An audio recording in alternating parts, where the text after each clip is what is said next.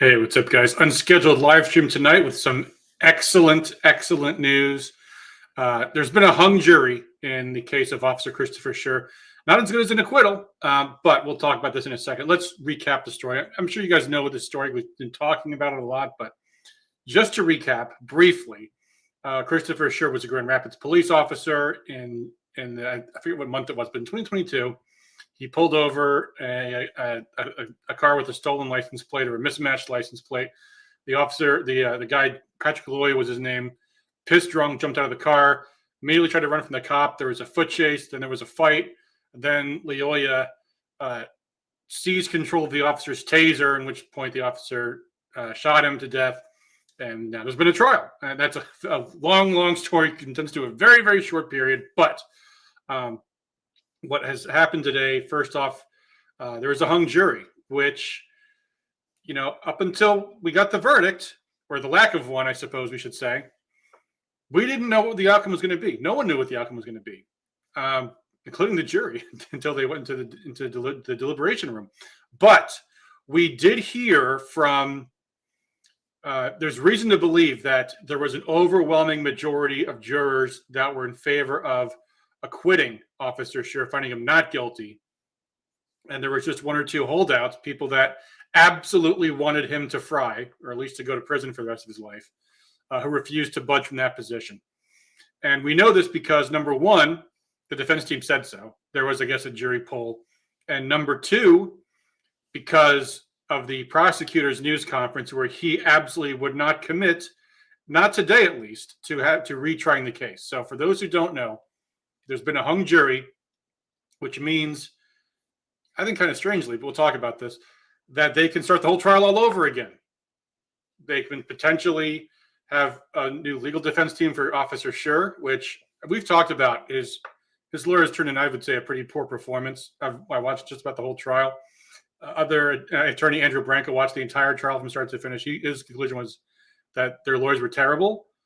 But if there would have been an acquittal, but for the fact that there were two BLM activists on the jury, one or two of them, people who would have voted to convict him no matter what they did, they might say, let's just stick with the same people again, because they already know the case, et cetera, et cetera. So a couple of points here. First thing is what happens next, and again, the county prosecutor can choose not to bring charges again, which he might. He might opt to decline. Now, there's a news article I'll show you. Which one was it? I think it was this one. Let me put this up on the screen. Hold on. Yeah, here we go. Share screen. And this is one news outlet's coverage of the case. And you can see what it says here. It just throws this out here casually. I don't know if this person's an attorney. It's not even bylined the article. A hung jury usually leads to a retrial. Well, not necessarily. But they could be. They could.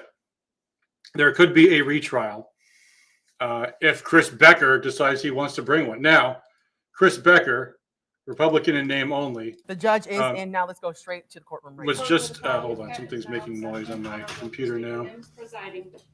Is it this one? Yeah, it was that tapped. I had to close it because it just started making noise for no reason. Becker is allegedly a Republican who, when he first brought the charges, was in 2022. He was reelected in 2024, which, a Soros-funded Democrat prosecutor might have been even worse. And he probably didn't even have a primary challenger, sadly. But he just got reelected last November. He has a 4-year term. He doesn't face election again until 2028. So, and Grand Rapids has been trending blue, sadly. So maybe that's part of the reason why he brought the charges, was because BLM was threatening riots and so forth, and painting their narrative of the case all over Grand Rapids and Kent County. So maybe now that the jury has largely spoken, and again, it was a hung jury, but if he knows that 10 or 11 of the 12 we're going to vote to acquit, that there is very, very little chance of there being a conviction, no matter how many times they refile the charges. He might let this go. And I would strongly encourage everybody, and I'm going to do an email blast about this first thing in the morning, strongly encourage everybody to reach out to the Kent County Prosecutor's Office. They do have a phone number. I'll see if I can put up on the screen here. Certainly if you live in Kent County. But I would say everybody in Michigan has every right to call this prosecutor's office because of the damage that this guy has done to law enforcement across Michigan. We have all been harmed by Christopher Becker's decision to prosecute this case. And if he decides to further damage Officer Schurr and to drag this farce of a trial out in a whole second trial, that would be absolutely outrageous. Let's see, the prosecutor's phone number. They don't have an email address, but there is a phone number. And that's 616-632-6710. There you go. Actually, I do have an email form. I don't know if it's active anymore or not, but it looks like beckerforprosecutor@gmail.com is his campaign address, or was. I don't know if it's still active or not. So you could try that too if you'd like to. But this right now is absolutely the time when he needs to hear from us, because I guarantee you he's hearing from the BLM agitators. I guarantee you he is. So Christopher Schurr might have to have a whole nother trial. Now, I do not know if the police union covers his legal expenses for the criminal case or not. There is a Give Send Go up, and I should have put the link on it. It's givesendgo.com. So let me do this. I'll put this up on the screen a different way so that the address bar kind of shows up there. Hold on. No, hold on. How do I turn the bookmarks away? Let's see. Here we go. Okay, now you can see the address here. Givesendgo. I guess that's pretty small on the screen, but it's givesendgo.com/standwithschurr. That's a capital S in stand and Schurr spelled SCHURR. So that's the address, givesendgo.com/standwithschurr. Apparently the account was just reactivated just before the trial. Anyway, I don't know whether or not his legal expenses are covered by the police union or what. But no matter what, anyone going through a murder trial needs all the support they can get. So that's his Give, Send, Go right there. By the way, I meant to also show off this. This is an interesting question. This is House Bill 4404. We talked about this recently. The bill that was just introduced by Representative DeSanta, who spoke out in support of Officer Schurr and put in this bill that would give defendants civil immunity, which he still does need, by the way, because guess what? He's also being sued in civil court. We'll talk about that in a second. This would give you civil immunity if they decline to prosecute, the charges are dismissed, or you are acquitted. So in the case of a hung jury, there's no answer yet, but presumably sometime there has to be, because either the prosecutor will bring the charges again or he won't. And if he doesn't, then it would have been a case of declining to file. And if there's another trial, then there might be an acquittal one of these days. So yeah, theoretically, guys, they could bring the charges over and over and over and over again until there's a conviction or an acquittal, which I think is a serious problem with the legal system. Now, especially if you're an attorney, I'd love to hear your thoughts in the chat. But it seems to me that the system is kind of messed up, because if the defendant is guilt beyond a reasonable doubt, how is it that 11 jurors deciding to acquit isn't good enough? I mean, isn't the presumption at that point that somehow the one juror that wants to convict is reasonable and the other 11 are not? Because if the defendant is guilt beyond a reasonable doubt, and clearly all of those other jurors, the majority of jurors, believes that there is a reasonable doubt, surely they can't all be unreasonable. And if one of them has a reasonable doubt, then that proves the existence of a reasonable doubt, does it not? So I'm sure there's some reason why our legal system is this way. I can understand why you'd want to have all 12 to convict, to be needed to convict.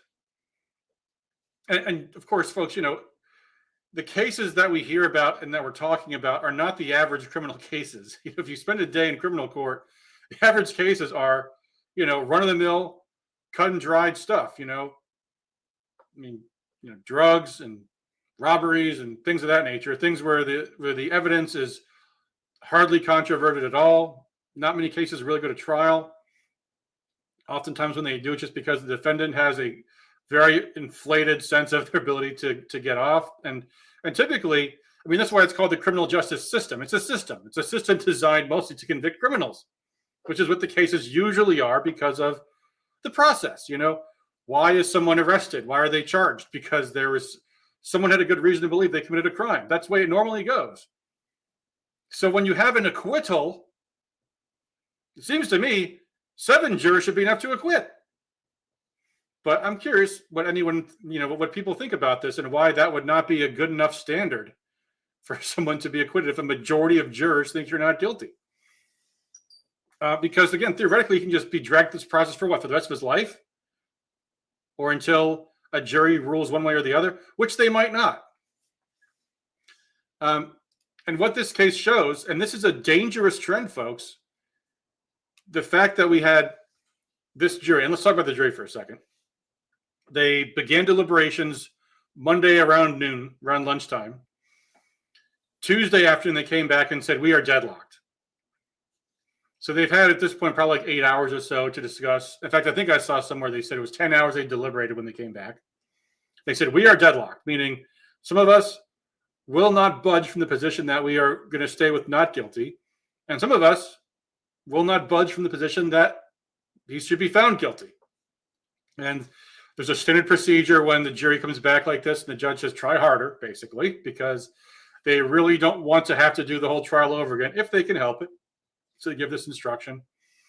And then the jury came back again today and says, we have made no progress. So there's no point keeping us here longer. We are not budging. The two people on either side, the people on the two sides are not budging. At least one person on either side is not budging. So there will be a hung jury sooner or later. Might as well get this over with now because we've talked everything over and nothing's changing. And at that point, that's when the mistrial today was declared. So the issue is, I think, now having watched the trial, there's always these questions of, well, how do juries perceive things? Juries are known to be wildly unpredictable creatures. Well, we were informed by the defense, and it seems by the prosecutor. Think about this. The prosecutor, if it was one guy who said, I absolutely will not vote to convict Officer Schurr, no matter what the 11 of you say, and there was a holdout on the not guilty side, and the majority voting that wanted to vote to convict him, then you could bet Chris Becker would have done that news conference today saying, well, we got a bad jury, we're going to try again. But that's not what he said. In fact, I think we should watch what he did say. Let me see here. Here, I've got some video, so let me pull this up here. This is the video. This is not what happened today is not what anybody was expecting or wanted. We're hoping for a verdict, and I think the family. I'm happy for this over a guilty verdict. As am I. This was something we were hoping to get a conclusion. We thought we'd put a good case forward.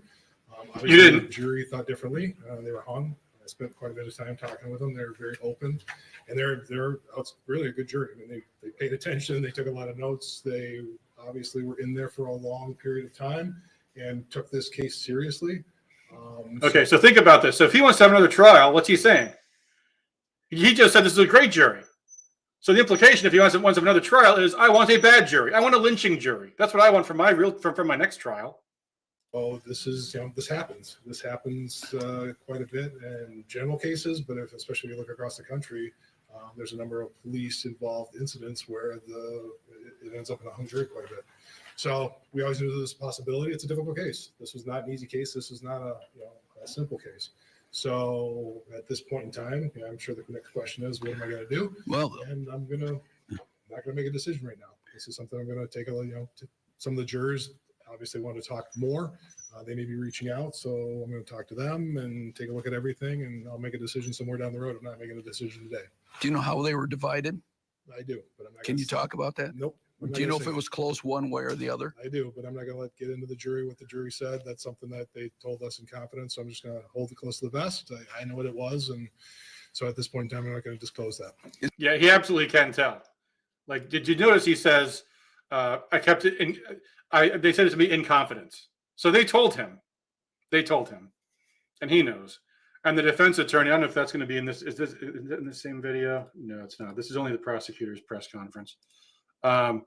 Which we're going to watch the whole thing. If you want to, it's on the Wood TV's webpage, their coverage of the case.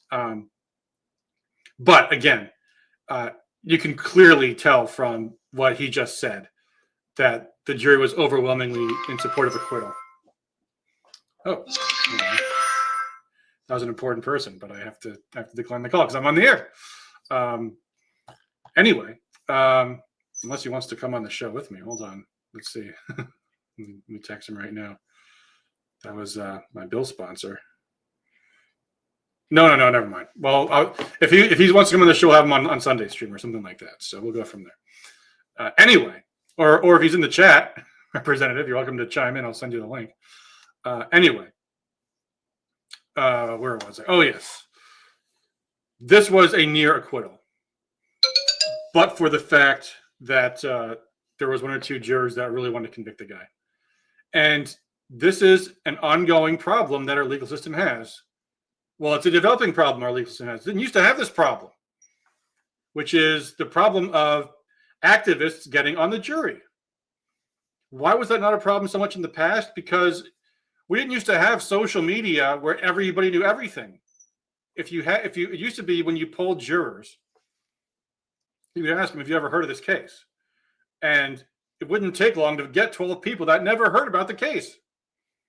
But everybody in Kent County at this point knows all about this case. They've been talking about it for the past 3 years. They've had billboards up all over the county trying to poison the jury.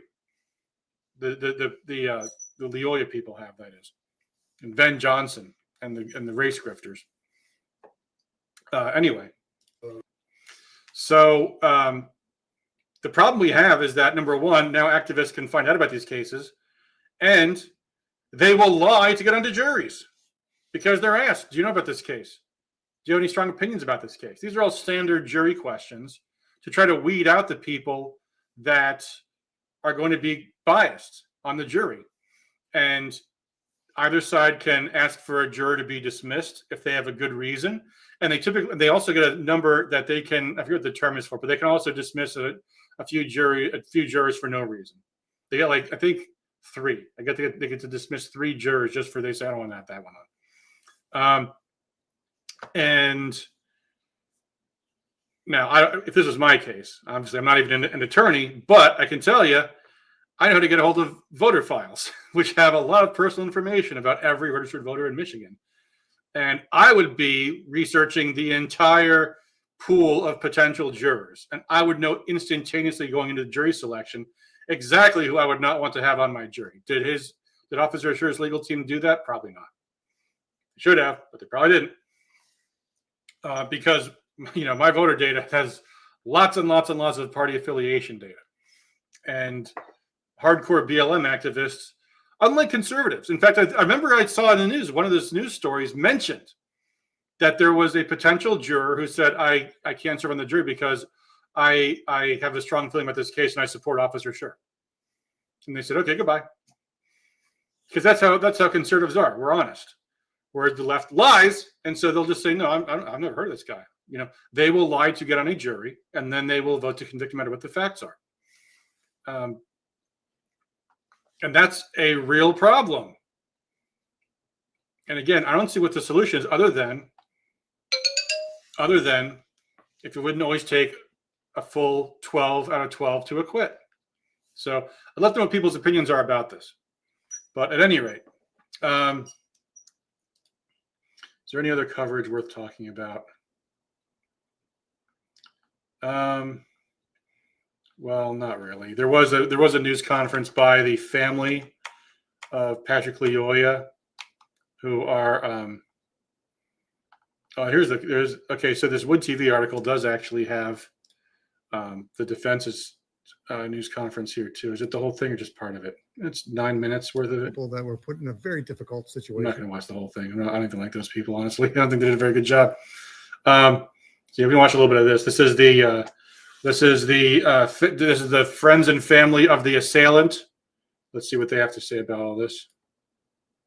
Johnson and Ben. Either way, this case obviously could be guilt beyond a reasonable doubt, nor could they agree on innocence or not guilty, if you will. And so what that means, it's a coin flip. And either way, this case obviously could be something entirely different if there's another jury. Prosecutor Becker has made some comments, and let me take just 1 minute here to give an amazing shout out on behalf of the family and the entire community that surrounds and loves the Loyola family. Prosecutor Becker in this case did something that very few prosecutors have the guts to do in the United States today. Yeah, prosecute a case with absolutely no facts in favor of the prosecution. And again, folks, this is why I'm encouraging everybody to contact the prosecutor's office first thing tomorrow or anytime tomorrow and tell them how ashamed you are of the case that they brought against this innocent officer, and that they better drop this charge at this point and end this farce once and for all. Because I promise you, Ben Johnson and these other people are having all their folks call the prosecutor's office, and they're not being nice like Ben Johnson in this news conference. They're demanding he bring charges again and do this whole act all over again. So by all means, feel free to call the prosecutor's office. He's a public official. If you're in Kent County, he works for you.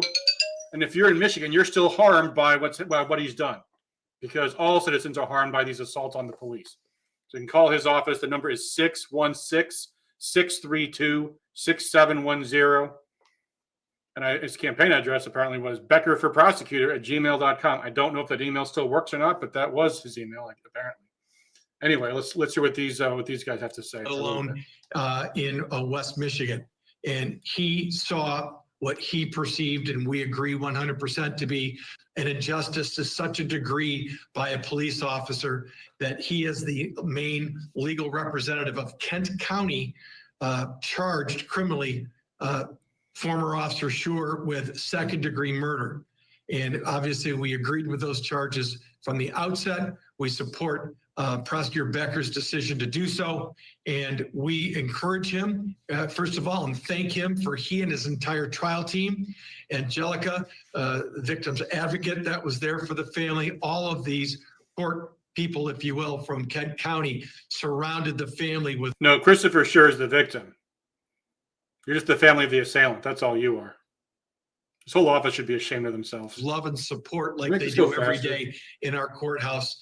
And we appreciate that and want to thank them. Not only did he bring criminal charges, but he himself, the main prosecutor, tried the case. Highly unusual. He did a horrible job too. All that. And in this regard, of course, the fact that this jury could not make a determination either way, on behalf of the family, we encourage Prosecutor Becker to remain alongside this family and to move forward with a retrial, because we believe that this officer should be brought to criminal justice. Obviously highly disappointed, but again, Skipping ahead a little bit because this is very encouraged from boring. the standpoint of it was a not guilt. There was no finding of not guilty, which is so often the case. And Yeah, so this is all spin because they didn't get a conviction. Let's see if we get anything besides just this guy yapping for a bit. Do we get anything from any of these other people? It seemed like they Oh, here we go. kwa kweli iko sawa, wanarudisha vidonda tena vinakuwa vipya. It seemed like they reborn. We have a reborn of the wound and the image how my son was killed. He came back again. Kuona kwa muda huu wa miaka mitatu tunasubiria ukweli wa kesi ya Patrick ya kuuawa. To see that all These people live in America and they're still speaking Congolese. Isn't that amazing? these 3 years were I'm guessing the language is Congolese. I could be wrong. Maybe it's Swahili. I don't know what they speak. we have been waiting for this case to be settled, but Patrick was killed. tulikuwa tunajua kama tumefika mwisho wa kesi na tunajua kama kwa kweli mtu akiuawa kinyume na sheria na tunapaswa kupigana na kupata sheria, lakini tumefika tunaona kama sheria inaenda kuyumbishwa. And then we came here, we were fighting, and we get to the end. We thought that we were getting to the close of this case and we're going to get the justice. But we came to realize that it was a hung jury. They could not come to the agreement to condemn this guy or to find. Okay, we've seen enough of this. By the way, so apparently the official language of the Democratic Republic of the Congo is French. So, but they don't speak French. They're not speaking French. Obviously, they're speaking either Kikongo Kituba or Lingala or Swahili or Chiluba. I don't know which of them they're speaking. Whatever. Richard Head says, let's be honest, if the officer was not a white officer, this would never have been a case. The case was a huge attack on self-defense as well as police officers. Well, yeah, I mean, there was the equivalent of, what was that other case that just got, that was it Tyree Nichols?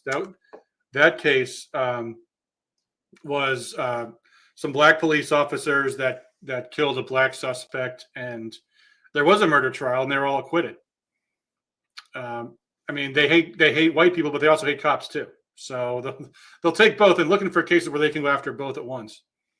And Richard also says, if conservatives continue to play by the rules while these commies continue to cheat the system, they will lose. Yeah, I agree. And you know, the sad thing is that this is a Republican prosecutor, and if a Democrat prosecutor declined to bring charges against Officer Schurr, what would Democrats have done? Do you think Democrats would have said, "Oh, well, he's our guy, so we're sticking with him.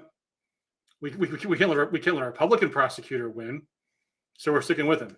No, they would have primaried him immediately. And if their primary didn't succeed, they would have stayed home in the election, because they will not tolerate dissension within their party.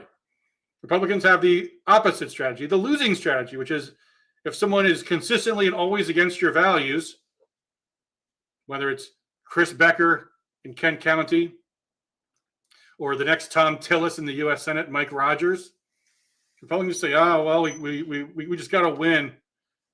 Our values will have to wait. We just have to win the election." That's the way we operate, and that's why we're constantly losing ground all the time. And it's frustrating why more people on the conservative side don't stand up and say, no, we are going to hold our politicians accountable when they do the wrong thing. So anyway, what happens next? Well, I think the first thing we need to do, the first thing is to call Becker's office and tell him not to bring any more charges, that this is enough. You just humiliate yourself. You beclowned yourself in front of the whole world. That video will be on the internet forever of you being a thug and an ogre in that courtroom. You should be embarrassed. And you're going to get the same outcome or better for Officer Schurr the longer you drag this out. So if you're smart, you'll put an end to this now. Well, you're not going to get any further away from your next election. Maybe don't be so cynical and so political.